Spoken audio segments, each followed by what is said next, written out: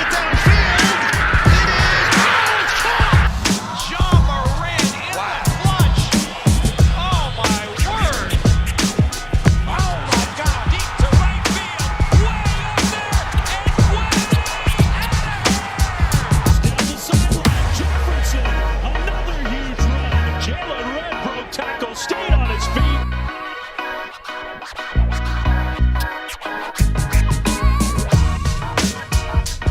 Welcome back, everybody. Hope you're having a good one.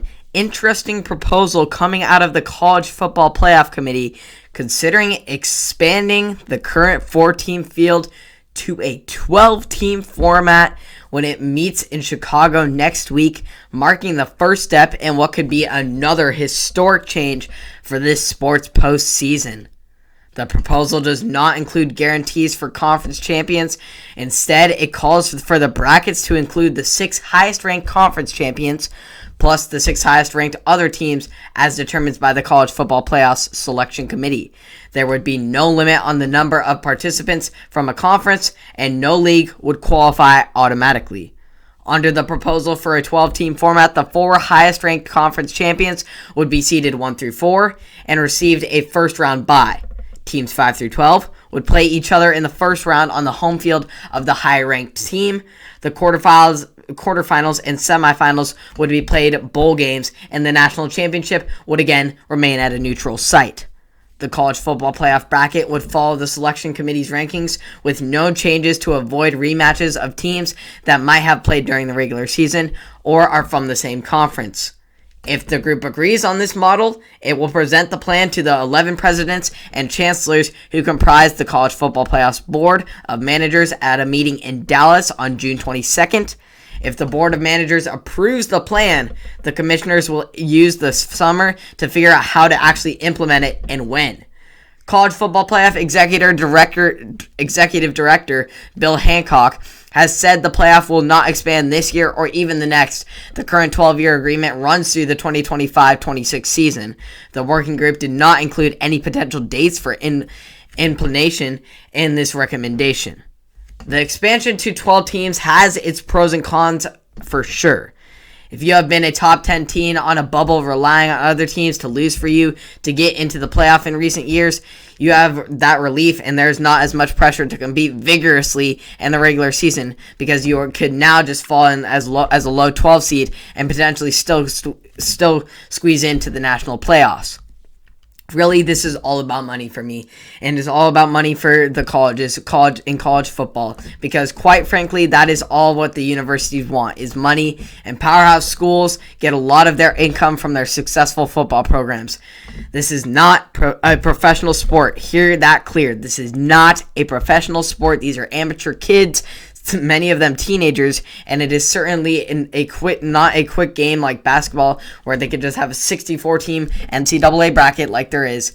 This is a competitive season where Power 5 schools come at one another to be the best of the best in the country, earning the exclusive right to fight for a national championship, and most of all, the rivalry schools come at each other from non-conference, because if these non-conference games don't really matter and teams who win conference championships get an automatic bid, then what's the point of having these non-conference battles between teams like Oregon and Ohio State, for instance, like this last season that we could have potentially seen had there not been the COVID stuff, and just all these non-conference games of powerhouse schools that we would like to see, like Clemson and Alabama, but in a preseason or in the early regular season.